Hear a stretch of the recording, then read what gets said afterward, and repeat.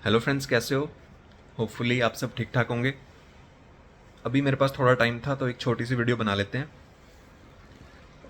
और जो भी ठीक हो रहा है, मैं हर बार हर वीडियो में एक ही बात बोलता हूँ कि आप सबकी सपोर्ट के बिना इसकी अवेयरनेस फैलाना बहुत मुश्किल है। तो जो भी ठीक हो रहा है, जो ठीक हो चुका है, अपनी जर्नी की छोटी से छोटी बात, क्या क्या किया, कैसे जर्नी रही, कौन से डॉक्टर पे गए, कहाँ कहाँ आपको आपको स्कैम किया, फिर आपने क्या क्या किया, कौन कौन से कॉम्बिनेशन आपने लिए, सब कुछ अपना बताओ। क्योंकि मैंने पहले भी बोला है, हो सकता है किसी चैनल पे मेरी वीडियो ना पहुंच रही हो तो आपकी पहुंच जाए, आपकी ना पहुंच रही हो तो किसी और की पहुंच जाए जो हमारे मिशन में साथ जुड़ा है। तो लेकिन आपको इस मिशन में जुड़ना होगा। ठीक हो के ये नहीं है कि सिर्फ अपना मतलब निकाला, ठीक है, यूट्यूब से वीडियो देखी, अपना मतलब निकाला, ठीक हो गए और अपनी लाइफ में बिजी हो गए। नहीं यार, चाहे टोटल अपने चैनल पे 5 वीडियो, 10 वीडियो, 20 वीडियो, जितने में आपकी पूरी जर्नी कवर हो जाए और लोगों के डाउट्स क्लियर हो जाएं, इतनी वीडियोस डाल दो। उसके बाद मैं नहीं कह रहा कि पूरी लाइफ टाइम आप डालो वीडियोस। तो ठीक हो के सिर्फ इतना काम करो। क्योंकि आप ये बात देखो, आप अगर ठीक हुए तो आप भी यूट्यूब से ही ठीक हुए। यूट्यूब पे किसी ने वीडियो बनाई, तब जाके आपको रास्ता पता चला और आप ठीक हुए। लेकिन अगर आप ठीक होने के बाद यही काम नहीं कर रहे हो, तो ये तो फिर सेल्फिशनेस हुई ना, कि आपने सिर्फ अपना मतलब निकाला कि कोई और आपके लिए वीडियोस बना के डाले और आपको सारा रास्ता बताए, और आप ठीक हो गए तो अपनी लाइफ में इंजॉय कर रहे हो, बिजी हो गए। तो मतलब आपने इसमें कोई योगदान दिया ही नहीं। ठीक है, ये तो फिर वही हो गया कि ये तो सेल्फिशनेस हो गई।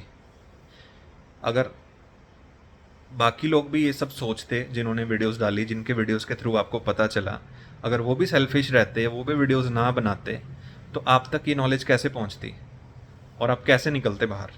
तो किसी ने सोचा ना कि लोगों के लिए वीडियो बनानी है, और बनाई, फिर लोगों ने देखी, और फिर लोग ठीक हुए, और ठीक होके फिर आपको भी यही काम करना है।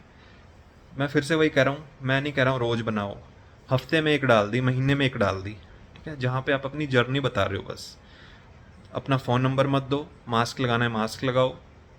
अपना phone number, WhatsApp, Instagram, email, कुछ मत दो। अगर आपको अपनी लाइफ प्राइवेट रखनी है, आप मास्क लगाओ। एक छोटी से छोटी चीज़ अपनी जर्नी की पूरी डिटेल में बताते चलो। करना क्या है, फ़ोन उठाना है, यूट्यूब पर रिकॉर्ड करके छोड़ देना है। ठीक है, बस इस काम में आप लगे रहो। और अगर आपको स्कैम किया गया है, तो देखो, आप आईबीएस से बदला ले सकते हो और स्कैमर से बदला ले सकते हो। इन दोनों से बदला ले सकते हो। कैसे? वीडियोस बना के। ठीक होने के बाद आप आईबीएस को दिखा दो और स्कैमर्स को दिखा दो कि इन्होंने किस बंदे से पंगा ले लिया, कि इन्होंने गलत जगह पंगा लिया है। ठीक है, स्कैमर्स को दिखा दो कि इन्होंने गलत बंदे से पंगा लिया है। अवेयरनेस फैला दो, लोगों को इलाज बता दो। आईबीएस को दिखा दो कि आईबीएस गलत इंसान को हो गया, अब इसे छोड़ूंगा नहीं।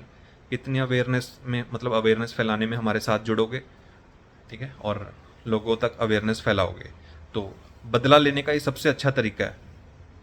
तो आप इन्हें दिखा दो, स्कैमर्स को, कि इन्होंने गलत इंसान को स्कैम कर दिया, गलत इंसान से पंगा ले लिया।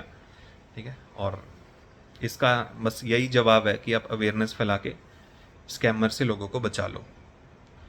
और जो जो इंसान साइकेट्रिस्ट के पास जाने से डरता रहता है ना, आपके इस डर का ही फायदा उठाते हैं स्कैमर्स। ठीक है, इन्होंने सिर्फ दो चीज़ें पकड़ी हुई हैं। एक साइकेट्रिस्ट के पास जाने का डर, वो पकड़ा हुआ है आपका, उसके बहाने आपको लूटते हैं। एक इन्होंने पकड़ा हुआ है नले नाभि धरण। ठीक है, कि आपको नले नाभि धरण है। एक ये दो चीज़ें पकड़ी हुई हैं जिससे आप नहीं बच पाते हो। इस जाल में ये फंसा लेते हैं। फिर बाकी और जाल तो बथेरे ही हैं, बाकी और जाल तो बहुत सारे हैं। उसमें आयुर्वेदा है, होम्योपैथी है, पता नहीं क्या क्या, कौन कौन से ट्रीटमेंट है। कोई देसी दवाई दे रहा है, कोई कुछ कर रहा है, कोई न्यूरोथेरेपी दे रहा है। मतलब आप कितनी चीज़ों से बचोगे? ठीक है, इसमें सबसे मेन दो यही हैं जो सबसे ज़्यादा आपको पकड़ के रखा हुआ है जिस चीज़ में फंसाने के लिए, कि आपको नले नाभि धारण है, आपके पेट में सूजन है, इन्फेक्शन है। अरे भाई, पेट में इन्फेक्शन होता, सूजन होती, गैस्ट्रो गैस्ट्रो ने क्यों करी है पढ़ाई? गैस्ट्रो को तो घर बैठ जाना चाहिए। अगर सूजन होती, इन्फेक्शन होता, आपको एंटीबायोटिक्स देते, सूजन के लिए आपको पेन किलर्स वगैरह देते, और एंटीबायोटिक्स के बाद है ना वो स्वेलिंग खत्म हो जाती है अगर कोई इन्फेक्शन होता। भाई ऐसा कुछ भी नहीं है। ठीक है, तो अगर कोई भी कहता है, कोई भी डॉक्टर आपको कह रहा है गैस्ट्राइटिस है, ठीक है, अगर आपको गैस्ट्राइटिस है, एच पाइलरी बता रहे हैं, GERD है ना वो बता रहे हैं, फंक्शनल डिस्पेप्सिया बता रहे हैं, कोई कह रहा है सिबो का टेस्ट करा लो। मतलब पेट से रिलेटेड उन्हें अगर कुछ भी नहीं दिख रहा है, लेकिन वो कह रहे हैं कि आपको लगता है ये है ये है ये है, टेस्ट में कुछ भी नहीं आ रहा है, कुछ भी बोला जा रहा है कि आपको एसिडिटी बहुत ज़्यादा है, तो आप सीधा साइकेट्रिस्ट के पास जाओ। किसी को अगर 50 साल पुरानी भी एसिडिटी है, गैस बनती है, पेट फूल जाता है, ऊपर को खाना आता है, कब्ज रहती है बहुत ज़्यादा, डायरिया रहता है, नहीं ठीक होगा। 50 साल लगा के देख लिए ना, देसी इलाज करा के, हर तरह का इलाज करा के, हुआ ठीक? नहीं हुआ ना, वो नहीं होगा, मरने मरने तक नहीं होगा। ऐसा भी कोई इंसान है जिसे 20 30 40 साल हो गए और उसे समझ नहीं आ रहा है कि उसे इतनी गैस क्यों बनती है, उसकी कब्ज तो टूटती नहीं है, घंटा घंटा 2 2 घंटा वो टॉयलेट में बैठा रहता है, कायम चूर्ण के सहारे वो अपनी पोटी निकाल रहा है। अगर ऐसे ऐसे लोग भी हैं, भाई मैं सच कह रहा हूँ, आप साइकेट्रिस्ट के पास जाओ और मैजिक देखो। फिर आपको खुद पे रोना आएगा, खुद पे हंसी आएगी कि काश ये शुरू में ही पता लग जाता यार। 6 7 महीने, 1 साल, 1.5 साल, ज़्यादा से ज़्यादा 2 साल में बिल्कुल ठीक हो जाते हैं। कितनी लाइफ वेस्ट होगी। तो पेट से रिलेटेड कोई भी सिम्टम अगर किसी को है, सबसे इम्पॉर्टेंट मेक श्योर कि आपके गैस्ट्रो के टेस्ट नॉर्मल हैं, और आपके पेट से रिलेटेड कोई भी सिम्टम है तो भाई आप डायरेक्ट साइकेट्रिस्ट के पास जाओ और मैजिक देखो। हाँ, मैजिक होने में टाइम लगेगा, ठीक है, 5 6 महीने, 4 5 महीने बाद तो मैजिक धीरे धीरे स्टार्ट होता है, दवाइयाँ असर मतलब ढंग से करने लगती हैं। और एक ही क्वेश्चन पता नहीं कितने लोग पूछते हैं जो नए नए यूट्यूब पे आ रहे हैं, भाई पहले आप जाके सभी वीडियोस देखो, फिर कोई डाउट रहता है तो बताओ।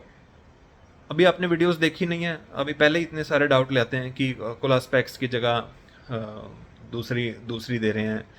भाई अगर सॉल्ट सेम है तो ले लो, कोई प्रॉब्लम नहीं है, ठीक है, पर कम से कम पहले सभी वीडियोस तो देखो। कोई कह रहा है कि अगर मुझे पेट में दर्द नहीं है तो मैं कोलास्पेक्स लूँ या ना लूँ।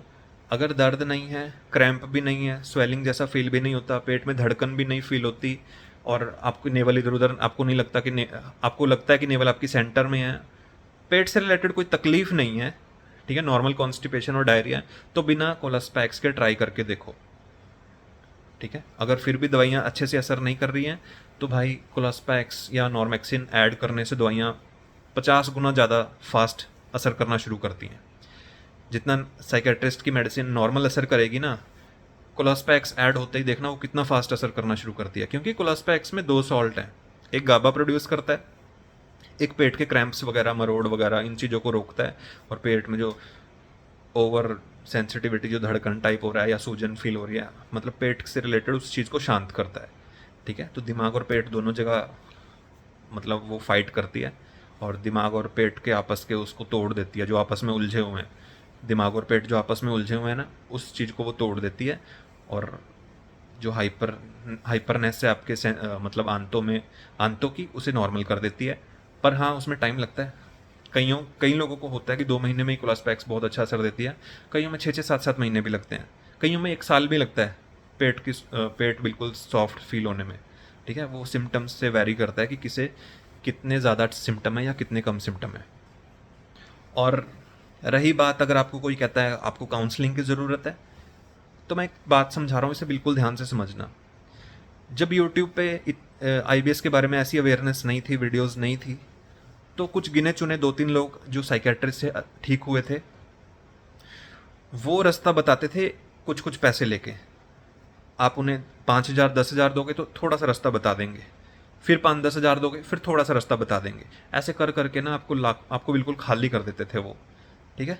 तो उस चीज़ को बोल देते थे काउंसलिंग, कि किसी को रास्ता नहीं पता है तो वो धीरे धीरे थोड़ा थोड़ा रास्ता बता रहे हैं, उस चीज़ का नाम दे दिया काउंसलिंग। और उसे इतना फैला दिया, इस वर्ड को इतना फैला दिया कि काउंसलिंग के बिना तो ठीक नहीं होगा, आपको काउंसलिंग चाहिए। क्या काउंसलिंग? वो निकलने का पूरा प्रोसेस बता रहे हैं कि अब आपको ये खाना है, मतलब सॉरी, खाना नहीं, आपको इतना ये परहेज रखना है, अब आपने ये मेडिसिन ये वाली लो, ये करो वो करो, ठीक है। ऊपर से उन्होंने अपनी 2 3 चीज़ें और जोड़ दी, योगा, प्राणायाम, ध्यान, ठीक है। कोई रनिंग बता रहा है कि रनिंग करनी है, कोई आपको योगा प्राणायाम बता रहा है, कोई कुछ बता रहा है, कोई कह रहा है जिम करो, ठीक है। तो ये चीज़ें उन्होंने 2 3 और अपने से ऐड कर दी, इस पूरे भसड़ का नाम रख दिया काउंसलिंग, ठीक है। तो उस चीज़ को बोलते थे काउंसलिंग, और उसका हुआ बना दिया था इतना कि काउंसलिंग के बिना नहीं होगा, काउंसलिंग के बिना ये काउंसलिंग चाहिए, वो काउंसलिंग चाहिए, ठीक है, मैं हर महीने गाइड करूँगा, आपको बाहर निकालूंगा, ठीक है। अब आपको वो चीज़ की ज़रूरत नहीं है।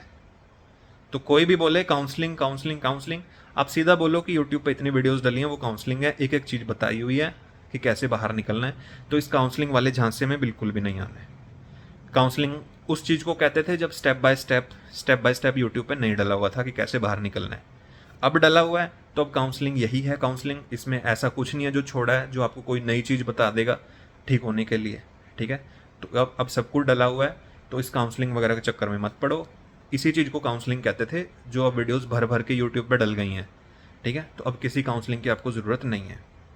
लेकिन किसी के पास बहुत ज़्यादा पैसा है, नहीं मानना है उसने, ठीक है, बहुत ज़्यादा पैसा है, तो वो लूटे जाके, वो लूट सकता है। ठीक है, मैं देख रहा हूँ अभी भी लोग नहीं मान रहे हैं, अभी भी न्यूरोथेरेपी में जा रहे हैं, काउंसलिंग ले रहे हैं, कुछ कर रहे हैं। कोई डॉक्टर बताने की 200 रुपये ले रहा है, 500 रुपये ले रहा है, कोई कुछ करने के 1000 रुपये ले रहा है, कोई कह रहा है मेरी तो फीस 3000 है। किस चीज़ की फीस भाई? कौन सा डॉक्टर है तू? ठीक है, सब ने अपनी अपनी फीसें रखी हुई हैं कि मेरी इतनी फीस है, मेरी इतनी फीस है।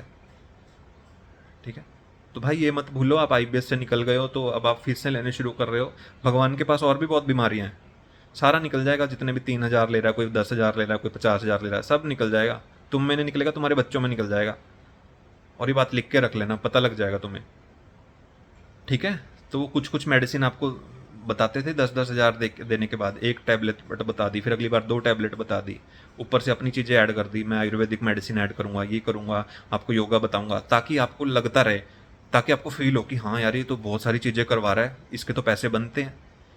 ठीक है, उस चीज़ का नाम था काउंसलिंग। अगर वो सीधा साइकेट्रिस्ट के पास भेज देता फिर तो मतलब उसके तो पैसे बनते ही ना। ठीक है, तो इस चीज़ का नाम दिया था काउंसलिंग। तो अब आपके पास यूट्यूब पे कॉम्बिनेशंस पता है, स्टेप बाय स्टेप एक एक चीज़ पता है। एक मैंने 4 घंटे की वीडियो बना के डाली हुई है, हर चीज़ उसमें शुरू से एंड तक है। आप कैसे कैसे निकलोगे, क्या क्या होगा, क्या क्या नहीं होगा, क्या करना है। बाकी इतनी वीडियोज़ हैं और नए चैनल बना रहे हैं। अगर अभी भी किसी को काउंसलिंग चाहिए ना तो डूब के मरो। ठीक है, और क्या समझना है इससे बाहर, क्या समझना है इस आईबीएस के बारे में? ठीक है, तो आईबीएस में इतना ही है जितना आपको बता दिया है, इससे बाहर कुछ नहीं है। ये समझ लो पूरा सिलेबस कंप्लीट है, इससे बाहर कुछ नहीं है। लेकिन ज़्यादा पैसे आ रहे हैं, आपने नहीं मानना है। ठीक है, तो आप लूट सकते हो जाके। और आईबीएस का मैं बता दूं, ये कोई खांसी जुकाम नहीं है या कोई इन्फेक्शन नहीं है कि आपने मेडिसिन ली 2 दिन में आप बिल्कुल ठीक होने लग गए और आप 10-12 दिन में बिल्कुल ठीक हो गए। ठीक है, ये खांसी जुकाम, ये एक इम्बैलेंस है। ठीक है, आपके हार्मोन्स इम्बैलेंस हो गए, आपके केमिकल ढंग से रिलीज़ नहीं हो रहे, मतलब पूरी बॉडी और माइंड में एक इम्बैलेंस हो गया है। ये ऐसे हो रहा है, फिर ऐसे हो रहा है, ऐसे हो रहा है, फिर ऐसे हो रहा है, ये बैलेंस पे नहीं आ रहा है। तो जहाँ पे भी इम्बैलेंस होता है, जहाँ पे भी क्रॉनिक डिजीज़ होती है, उसे नॉर्मल बैलेंस होने में टाइम लगता है। ये कोई खांसी जुकाम वाली चीज़ नहीं है, इन्फेक्शन नहीं है, इम्बैलेंस है। इम्बैलेंस को बैलेंस होने में क्या होगा? अप होएगा, डाउन होएगा, अप होएगा, डाउन होएगा, ऐसे ट्रीटमेंट चलेगा। कभी अप हो रहा है, कभी डाउन हो रहा है, कभी लग रहा है सिम्टम बिल्कुल वापस आ जाएंगे, कभी लगेगा बिल्कुल ठीक हो गया, कभी फिर हफ्ता हफ्ता आपको लूज मोशन रहेंगे या पॉटी नहीं आएगी 2-2 3 दिन, फिर नॉर्मल हो जाएगा, फिर नॉर्मल हो जाएगा, फिर डाउन जाएगा, फिर अप होएगा। ऐसे करते करते करते ऐसे फिर लास्ट में थोड़े सिम्टम, फिर थोड़ा ठीक, फिर थोड़े सिम्टम, फिर थोड़ा ठीक, फिर जाके बैलेंस होएगा। अब ये बैलेंस किसी का 1 साल में होएगा, किसी का 1.5 साल में होएगा, किसी का 2 साल में होएगा, किसी का 7-8 महीने में हो जाएगा। ठीक है, तो होपफुली आप समझ रहे हो मैं क्या कह रहा हूँ कि एक नॉर्मल बीमारी नहीं है, ये एक तरह का इम्बैलेंस है। चीज़ें इम्बैलेंस हो गई हैं, अपने बैलेंस से बिगड़ गई हैं, गट और ब्रेन का एक्सिस बिगड़ गया है, सिंपैथेटिक नर्वस सिस्टम वगैरह सब कुछ इम्बैलेंस है। तो बैलेंस में आने के लिए ये अप डाउन जाता रहेगा। ठीक है, आपने वो झूला लिया होगा सी सॉ वाला। ठीक है, वो ऐसे ऐसे एक साइड दूसरा बंदा बैठता है, एक साइड उसे। ठीक है, तो वैसे ही इसे बैलेंस में लाने के लिए धीरे धीरे बैलेंस में आएगा, अप डाउन होते रहेंगे ट्रीटमेंट में। ठीक है, इसे बैलेंस में लाने में टाइम लगता है, और जब ये बैलेंस में आता है तो आपको लगेगा ही नहीं कि आपको आईबीएस था भी कभी। ठीक है, मतलब आपका पेट इतना सॉफ्ट हो जाएगा, पॉटी एकदम से बढ़िया आने लगेगी, पर उस चीज़ का आपको वेट करना पड़ेगा, उसमें टाइम लगेगा। ठीक है, तो आप ये मत सोचना कि मुझे तो आराम नहीं आ रहा है। भाई असर करने में मेडिसिन 2-2 3-3 महीने लगा देती है, हल्का सा असर देने में, हल्का सा। ठीक है, कोई बोले मुझे 4 महीने हो गए, 5 महीने हो गए, कम से कम साल लो, तब देखो कितनी इम्प्रूवमेंट है। फिर आपको पूरा सिस्टम खुद समझ आ जाएगा। ठीक है, और एक ही बात मैं बोलता हूँ, एकदम से मेडिसिन मत छोड़ना, नहीं तो सिम्टम जितने पहले थे ना उसके डबल ट्रिपल हो जाएंगे और हालत ख़राब हो जाएगी। ठीक होने के बाद भी 3-4 महीना एक्स्ट्रा मेडिसिन खाओ, उसे उसी बैलेंस पे रोक दो, फिर धीरे धीरे 3-4 महीने अपनी मेडिसिन कम कर करके उसे छोड़ो। ठीक है। और यार किसी का कमेंट आया था कि जो पोस्ट इन्फेक्शस आईबीएस है, कि मैक्सिमम लोगों में ऐसा ही होता है कि उन्हें कोई मतलब फूड पॉइजनिंग हुई या फिर कोई इन्फेक्शन हुआ पेट में, उसके बाद आईबीएस स्टार्ट हुआ। तो भाई देखो, इसमें ये हो सकता है कि पहले स्ट्रेस की वजह से आपकी इम्यूनिटी डाउन गई। इम्यूनिटी मतलब प्रतिरोधक क्षमता, बीमारी से लड़ने की पावर कम आपकी कम हो गई, जिस वजह से आपको इन्फेक्शन हो गया और जिस वजह से आपको आईबीएस हो गया। ठीक है। इन्फेक्शन के बाद मतलब हमें नहीं पता लगता, लेकिन वो शुरुआत आईबीएस से ही हुई। पहले आपको आईबीएस हुआ, मतलब पहले आपकी इम्यूनिटी डाउन गई, उसके बाद इम्यूनिटी डाउन जाने से आपको इन्फेक्शन हो गए पेट में, है ना, गुड बैक्टीरियाज वगैरह वो कम हो गए, वो बिगड़ गया आपका सिस्टम। उसके बाद बहुत ज़्यादा एंटीबायोटिक्स खाई और उसके बाद आपको आईबीएस हो गया। पर कहीं ना कहीं ट्रिगर ये होता स्ट्रेस की वजह से ही है। ठीक है। अब कई लोग हैं बाहर का मतलब इतना गंदा खाना खा लेते हैं, बाहर जो स्ट्रीट फूड होता है वहाँ गंदे हाथों से टिक्की बन रही है, गंदे हाथों से बर्गर बन रहे हैं, गंदे हाथों से स्प्रिंग रोल मोमोज बन रहे हैं, गंदे पानी में बन रही है। ठीक है। जलेबियाँ बन रही हैं, उस पर मक्खियाँ बैठी हुई हैं, सब कुछ खा लेंगे पर उन्हें कोई इन्फेक्शन तक नहीं होता, इतना सब इन्फेक्शन नहीं होता, सब पचा लेते हैं। क्यों? क्योंकि माइंड से सही है, उनकी इम्यूनिटी फास्ट है, इम्यूनिटी तेज है बिल्कुल। ठीक है। ये जो गंदे बैक्टीरियाज होते हैं इनसे लड़ने की पावर उनमें बहुत ज़्यादा है, इम्यूनिटी स्ट्रांग है। क्यों स्ट्रांग है? क्योंकि स्ट्रेस नहीं है। स्ट्रेस लोगे आपकी इम्यूनिटी वीक हो जाएगी, उसके बाद छोटा सा भी आपको गंदा खाना इन्फेक्शन दे देगा, आपको टाइफाइड हो जाएगा या फिर आपको फूड पॉइजनिंग हो जाएगी। होपफुली आपको समझ आ रहा हो जो मैं समझा रहा हूँ। तो मुझे ऐसा लगता है कि ऐसा होता होगा, क्योंकि मेरे को 1-2 डॉक्टर ने ये बात बताई भी थी। ठीक है। तो बहुत से लोगों में टाइफाइड के बाद, टाइफाइड भी गंदे खाने से, मतलब गंदा पानी वगैरह ऐसे कुछ होता है टाइफाइड, कि बहुत से लोगों को ये सुनने में मिलता है कि टाइफाइड के बाद आईबीएस शुरू हुआ। वो यही होता है। ठीक है। कुछ लोग हैं बाहर का सब गंदा फंदा खा जाते हैं लेकिन उन्हें कोई इन्फेक्शन नहीं होता, बीमार ही नहीं पड़ते। ठीक है। लेकिन कुछ लोग हैं मतलब इतना सा भी गंदा खा लिया वहीं से आईबीएस शुरू हो गया। रीज़न कि उनके अंदर वो इन्फेक्शन से लड़ने की पावर ही नहीं है, इम्यूनिटी इतनी स्ट्रांग ही नहीं है। उसके बाद या टाइफाइड हो गया या फूड पॉइजनिंग हो गई या लूज मोशन लग गए, और उसके बाद फिर आईबीएस के सिम्टम बढ़ते गए बढ़ते गए बढ़ते गए, और उसे यही लगता रहता है कि मेरा तो पेट, मेरे को तो फूड पॉइजनिंग हुई थी उस वजह से आईबीएस हुआ, मुझे तो टाइफाइड हुआ था उस वजह से आईबीएस हुआ। मैंने आपको अपना भी बताया ना एक बार कि मैं भी ऐसे बाहर से ही कुछ ले आया था खाने के लिए, उसी उसके बाद ही मेरे को पॉटी आना बिल्कुल ब्लॉक हो गई, फिर उससे फिशर हो गया, फिर और स्ट्रेस और स्ट्रेस, फिर तो जर्नी इतनी बिगड़ती गई इतनी बिगड़ती गई। तो इसीलिए कह रहा हूँ अपनी जर्नी भी आप ठीक होके ज़रूर बताएं। और ये आईबीएस हमारे बहुत सारे साल ख़राब कर देता है, बहुत सारे ईयर्स वेस्ट हो जाते हैं। पता है क्या है, हम ये ना इलाज हमारे आसपास ही होता है और बहुत छोटा सा होता है, हमें पता नहीं होता। ठीक है। इलाज बिल्कुल पास ही होता है। जैसे मैं आपको एक एग्जांपल देता हूँ, जैसे मेरे साथ भी हुआ था, बहुत डम सी चीज़ बता रहा हूँ। ठीक है। तो जैसे यार मुझे ना हॉटस्टार पे कोई मूवी देखनी थी, इसे आईबीएस से कंपेयर करना, एक छोटा सा एक फालतू का एग्जांपल है। मुझे हॉटस्टार पे एक मूवी देखनी थी और मेरे पास हॉटस्टार नहीं था, तो मैंने हॉटस्टार का रिचार्ज करवा लिया। ठीक है। और मूवीज़ वगैरह देखी। लेकिन थोड़े दिन बाद पता चला कि जो मैं जियो का अपना नॉर्मल रिचार्ज करवाता हूँ उसमें हॉटस्टार साथ में फ्री मिलता है। ठीक है। मैंने अपने पेरेंट्स के उस पर हॉटस्टार का अलग से रिचार्ज करवाया हॉटस्टार के लिए। लेकिन मुझे बाद में पता चला कि भाई जो मैं जियो का अपना फ़ोन का रिचार्ज करवाता हूँ उसमें हॉटस्टार फ्री में मिलता है, 3 महीने के लिए हर बार मिलता है। ठीक है। तो चीज़ें हमारे आसपास ही होती हैं पर हमें पता नहीं होता, सॉल्यूशन हमारे पास ही होता है पर हमें पता नहीं होता।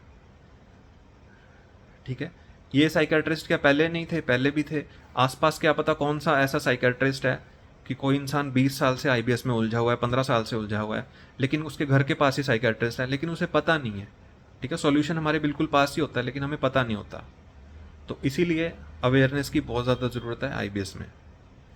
और ठीक होने के बाद, आईबीएस से ठीक होने के बाद स्ट्रेस मत लो बिल्कुल भी। ठीक है। एक छोटी सी लाइफ है, ज़्यादा बड़ी लाइफ नहीं है। ज़्यादा से ज़्यादा आजकल तो 50 साल 60 साल में ही काम हो रहा है, तो 50 साल 60 साल मुश्किल से 70 साल। इतनी लाइफ है, अगर कोई 80-90 साल जी भी गया तो 60 साल के बाद जीने में तो फिर है ही नहीं मज़ा। बुढ़ापा, यहाँ दर्द हो रहा है, वहाँ हो रहा है, ये हो रहा है। तो उससे पहले ये लगा लो 60 साल से पहले की गिनी चुनी 20-30 साल की लाइफ है, ठीक है। और उसे आप टेंशन में ना निकालो, जो आपकी किस्मत में लिखा है वो आपको मिलेगा, जो नहीं लिखा है वो नहीं मिलेगा, ठीक है। अपने कर्म अच्छे करते चलो। जब आपका बुरा, मतलब जो बुरा अकाउंट आपका चल रहा है कर्मों का हिसाब, जब वो ख़त्म हो जाएगा तो आपका अच्छे कर्मों का हिसाब आएगा, तो आपको आपकी लाइफ में सब अच्छा हो जाएगा। और जो अभी भी हो रहा है उसे ये सोचो कि अच्छा ही हो रहा है, मेरे ही कर्म है, ठीक है। देखो यार, मैं आपको एग्जांपल देता हूँ। इमेजिन करना भी इसे बहुत मुश्किल है। जो हमारा सूरज है, सन है, ठीक है, उसके आगे हमारी अर्थ पता है कितनी सी है? हमारी धरती। सूरज के अंदर अगर धरतियों को घुसाया जाए तो 13 लाख अर्थ सूरज में समा सकती हैं। ये चीज़ शायद हमारा ब्रेन इमेजिन भी ना कर पाए। हमारे सन के अंदर, हमारे सूरज के अंदर 13 लाख धरतियां समा सकती है। इतना बड़ा है सूरज। और फिर हम क्या हैं? हम कुछ भी नहीं है, एक मतलब बैक्टीरिया भी नहीं है। और वो सूरज भी स्पेस में, मतलब उतनी जगह में फिट है। और उसके बाद भी हमारी मिल्की वे गैलेक्सी है जिसमें बिलियंस ऑफ स्टार्स हैं, सूरज से भी कई गुना बड़े हैं, करोड़ों सितारे हैं। और फिर वो गैलेक्सी भी किसी स्पेस में फिट है, फिर आगे गैलेक्सीज भी करोड़ों में है, ठीक है। और फिर क्या कहते हैं, उसके बाद यूनिवर्स, फिर मल्टीवर्स हैं, यूनिवर्स भी बहुत सारी हैं। तो हम क्या हैं? कुछ भी नहीं है भाई, हम कुछ भी नहीं है। इतना स्ट्रेस किस लिए? ठीक है, किसी चीज़ का स्ट्रेस नहीं लेना है। ये चीज़ें आप पढ़ो, ठीक है, अपने ग्रंथ पढ़ो, सत्संग सुनो। ये चीज़ें जब आप पढ़ोगे तो आपको लगेगा कि आप तो कुछ भी नहीं हो, आप किस चीज़ की टेंशन ले रहे हो, ठीक है। एक मतलब इतनी सी चीज़ भी नहीं है हम इस स्पेस, इस यूनिवर्स के सामने। तो जो हो रहा है गो विद फ्लो, ठीक है। अपने कर्म अच्छे करते चलो, जब कर्मों का जो हिसाब आएगा वो मिलता जाएगा। और अपना भजन कीर्तन करते चलो, सत्संग सुनते चलो, और लोगों की भलाई करते चलो। यही सब साथ जाना है, भलाई साथ जानी है, भगवान का नाम जब साथ जाना है, अच्छे कर्म साथ जाने हैं, ठीक है। और बाकी तो फिर पाप भी साथ ही जाना है, अगर पाप करना ही है वो फिर मिलेगा उसका हिसाब, उसका दंड मिलेगा, ठीक है। तो हाँ, एक बात और मैं बता दूं, अब ये मैं बता देता हूँ फिशर वालों के लिए। मुझे नहीं पता मैं इस बात को एक्सप्लेन कर पाऊंगा कि नहीं, पर फिर भी कोशिश करना, समझ लेना, जो भी फिशर वाले हैं, ठीक है। और जब तक आपका फिशर ओपन है, आप भी सोचोगे ये हर बार आता है वीडियो में नई क्रीम, कोई न्यू क्रीम बता के चला जाता है। मेरे को भी ये याद आ रही है। देखो, जो आपको मैंने पहले क्रीम्स बताई हैं वो मैंने आपको तब तक के लिए बताई हैं जब तक आपका फिशर ओपन है, मतलब ठीक नहीं है। फिशर को ठीक करने की क्रीम्स बताई हैं कि आपका जख्म खुला है, वो जख्म क्लोज नहीं हुआ है, फिशर आपका ठीक नहीं हुआ है, तब के लिए। ये मैं आपको बता रहा हूँ अपना एक्सपीरियंस फिशर का। जब मैंने ऑपरेशन करवा लिया, ऑपरेशन करवाने के बाद जो फिशर वाली जगह है काफ़ी सालों तक वो सेंसिटिव रही, 3-4 साल तक वो सेंसिटिव रही, ठीक है। हो सकता है कईयों में 5-6 साल तक भी रहे। तो जब आपका फिशर का ऑपरेशन हो गया और डॉक्टर ने अगर फिशरेक्टमी करी है और साथ में स्पिंक्ट्रॉटमी करी है, मतलब आपका स्पिंक्टर काटा है और फिशर वाले जख्म को क्लीन करके निकाला है, तो जहाँ से फिशर वाला जख्म क्लीन करके निकाला है वहाँ पे हो सकता है कईयों की नॉर्मल हीलिंग हो जाए, ठीक हो जाए। मेरी नहीं हुई थी नॉर्मल। जहाँ से फिशर को निकाला था, सर्जरी करी थी फिशरेक्टमी में, वहाँ मेरा फिशर हार्ड बन गया था। मतलब वहाँ पे जो मांस आया था ना उस जख्म के ऊपर, वो हार्ड मांस आया था। हमें नहीं लगेगा, आप उंगली डालोगे आपको नहीं पता लगेगा वो हार्ड है, आपको थोड़ा सा टाइट टाइट सा मांस लगेगा वो, ठीक है। लेकिन वो नॉर्मल जो हमारे पॉटी वाले एनल का जो ओपनिंग के अंदर की जो जगह है ना, वो ऐसे खुलती है, ऐसे, ठीक है। वो वहाँ की इलास्टिसिटी होती है, मतलब रबड़ की तरह वो ऐसे खुलती है फिर ऐसे बंद होती है। लेकिन यहाँ पे जो जख्म हो गया है ना, वो उसमें इलास्टिसिटी नहीं है रबड़ की तरह, वो ऐसे नहीं खुल रहा है, वो वहाँ पे हार्ड है। तो इस वजह से वहाँ पे जलन, पेन, बैठने में इरिटेशन, ठीक है, बर्निंग बर्निंग रहती है। क्योंकि वो उसे ठीक होने में ना कई साल लग जाते हैं, 2 साल, 3 साल, 4 साल। धीरे धीरे वो स्किन सॉफ्ट होती है, जो स्कार टिश्यू है, ठीक है, जो वो स्कार बन गया है हार्ड, जो वहाँ पे स्किन आ गई है, वो स्कार धीरे धीरे नॉर्मल होता है। धीरे धीरे वहाँ पे जो पेन सिग्नल हैं, जब आपकी नर्व्स रीजनरेट होती हैं, जो वहाँ की नसें हैं, वो धीरे धीरे रीजनरेट होती हैं। अगर वो सर्जरी में छोटी मोटी कट गई हैं वो फिर से जनरेट होती हैं, फिर वो आपको बर्निंग फायर करती हैं। वो मतलब आपको जब वो जनरेट होती है ना तो वहाँ पे बर्निंग शुरू हो जाती है। आपको बैठने में बर्निंग या फिर जलन हो रही है या इरिटेशन हो रही है, पॉटी करने के बाद जलन हो रही है हल्की हल्की। आप डॉक्टर के पास जा रहे हो, डॉक्टर तो कह रहा है फिशर भर गया है बिल्कुल, ठीक है, डॉक्टर कह रहा है फिशर बिल्कुल भर गया है, बस वहाँ पे स्कार टिश्यू है, ठीक है। तो डॉक्टर भी यही कहता है कि उस वहाँ पे फिशर तो है नहीं, सर्जरी जहाँ हुई है वहाँ स्कार टिश्यू है, वो धीरे धीरे जाएगा। तो मैं उन लोगों के लिए बता दूं कि देखो, अगर कोकोनट ऑयल से नहीं आपको बिल्कुल भी आराम आ रहा है, बैठने में तकलीफ हो रही है, इरिटेशन हो रही है, झंझनाहट हो रही है, बर्निंग हो रही है, ठीक है, वहाँ पे स्किन आपकी अच्छी नहीं आई है फिशर पे, तो देखो दोबारा सर्जरी कराने की कोई ज़रूरत नहीं है कि उसे फिर से आप थोड़ा सा क्लीन करवाओ। क्या पता वहाँ पे फिर से स्कार टिश्यू आ जाए, फिर से अच्छी स्किन ना आए, ठीक है। तो उसके लिए हाँ, मैं आपको बताता हूँ। एक तो न्यूरोकाइंड आपको जो मैंने बताई थी, ठीक है, न्यूरोकाइंड टैबलेट जो आपको बताई थी, न्यूरोकाइंड प्लस RF था कि RT था, आप देख लेना, जो भी मैंने फ़ोटो लगाई थी मैं वो लेता था। वो आप 5-6 महीने लो। उसमें 1200 mcg वो है, विटामिन B12, फॉलिक एसिड है, B1 भी है शायद से, ठीक है, एक और है कुछ उसमें, ठीक है। वो आपकी नर्व्स की हीलिंग में बहुत जल्दी हेल्प करती है, ठीक है, वो आप लो। और एक रिवाइटल मैन करके आती है, ठीक है। लेडीज़ हैं जो जो फीमेल हैं वो रिवाइटल वुमेन ले सकती है, और जो मैन है वो रिवाइटल मैन वाली लें, ठीक है। एक रिवाइटल आती है मैन वाली, एक आती है वुमेन वाली, 60 टैबलेट का आता है। रोज़ एक टैबलेट आप वो लो, वो तो आप लाइफ टाइम भी ले सकते हो। मल्टीविटामिन है वो, ठीक है, उसमें बाकी के सारे मल्टीविटामिन है, जो और भी विटामिन की कमी हो जाती है। ठीक होने के बाद की बात कर रहा हूँ, पहले नहीं, ठीक है। ठीक होने के बाद अगर आपको लगता है कि आपको अभी भी टांगों में जलन रह रही है, अभी भी आपका मूड अच्छा नहीं रहता है, वो विटामिन की कमी के बाद कारण होता है कई बार। अभी भी झंझनाहट होती है टांगों में या हाथों पैरों में, क्योंकि विटामिन ख़त्म हो जाते हैं IBS में। आपको अभी भी लगता है आपको पेन, हड्डियों में आवाज़ें आती हैं या हड्डियों में दर्द होती है, या फिशर जो आपने सर्जरी करवा ली थी वहाँ पे बर्निंग होती है, ठीक है, तो आप न्यूरोकाइंड लेंगे। उससे न्यूरोकाइंड प्लस RF जो RT जो भी है, RF है शायद, है ना, ये SF है, कुछ ऐसे ही है। उससे क्या होएगा, एक तो वो आपकी नर्व्स को रीजनरेट करने में हेल्प करेगी, आपका जख्म जल्दी भरने में हेल्प करेगी, और अगर वहाँ पे पेन हो रहा है उस पेन को कंट्रोल करेगी। आपका जो नर्व्स हैं उन्हें स्ट्रॉन्ग करेगी, उसके ऊपर नर्व्स में हमारे कवर होते हैं उन्हें जनरेट करेगी, वहाँ की सेंसेशन कम करेगी, उसकी सेंसिटिविटी कम करेगी। साथ में आप एक रिवाइटल मैन लें मल्टीविटामिन, वो आप पूरी लाइफ ले सकते हो, बहुत अच्छी चीज़ है। दिन में कभी भी खाना खाने के बाद एक रिवाइटल मैन, है ना, रिवाइटल तो सबको पता होगा, REVITAL, रिवाइटल मैन, ठीक है, हाँ, एक वो आप ले सकते हैं डेली। तो आप ये सब लें। हाँ, तो मैं बता रहा था, ये आपने लेना है, ठीक है, ये समझ गए। अब सबसे अच्छी चीज़ बता रहा हूँ जो मेरे को याद आ रही है।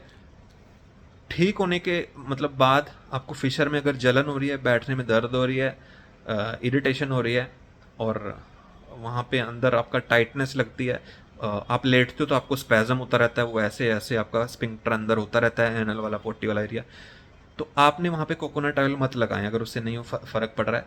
सबसे अच्छी चीज़ बता रहा हूँ, एक वैसलीन का लोशन आता है मॉइस्चराइज़र वाला, Vaseline cocoa glow, Vaseline COA cocoa GLOW glow, ठीक है, वो एक लोशन आता है भाई साहब।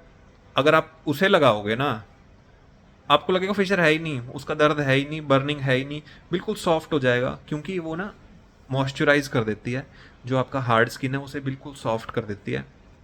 और आप उसे लगाओगे ना दिन में, मान लो दिन में लगा लिया आपने, सुबह लगा लो, मतलब उसे लगा के रखो, ठीक है, रात को सोने से पहले अच्छे से भर भर के लगा ली, मतलब आपके स्पैज़म ख़त्म हो जाएंगे जो ऐसे स्पैज़म हो रहा है, और बिल्कुल सॉफ्ट हो जाएगा, ठीक है। तो जो मैंने आपको बताई थी बोरोलिन वगैरह, या डिल्टियाज़म थी जो, ठीक है, क्रेमाजेल था जिसका नाम, या जो पाइल्स वाली थी, पाइल्स क्योर करके थी, वो सब क्रीम्स हैं कि अगर आपको फिशर है, आपको जख्म है, ये मैं बता रहा हूँ, फिशर ठीक होने के बाद, सर्जरी कराने के बाद भी उस जगह पे इरिटेशन बर्निंग है, तो भाई वैसलीन का लोशन आता है कोकोआ ग्लो करके, भाई उसे लगा के देखना आप, आपको लगेगा अंदर है ही नहीं, बिल्कुल जो आपका हार्ड हो रहा है ना नीचे ऐसे ऐसे हो रहा है या बहुत हार्ड हो रहा है, वो बिल्कुल सॉफ्ट हो जाएगा, बिल्कुल नॉर्मल। बर्निंग ख़त्म हो जाएगी, दर्द ख़त्म हो जाएगा, बिल्कुल नॉर्मल कर देता है वो। ठीक है। वो शायद मेरे पास ना यार रूम में, दूसरे रूम में पड़ा हो, मैं आपको दिखाता हूँ क्या चीज़ है वो। ठीक है, एक सेकंड होल्ड करो। हाँ तो फ्रेंड्स मैं इसकी बात कर रहा था, मिल गया मुझे ये वाला। ठीक है, इसमें उल्टा दिख रहा है फ्रंट वीडियो में, वैसलीन कोकोआ ग्लो ये वाला।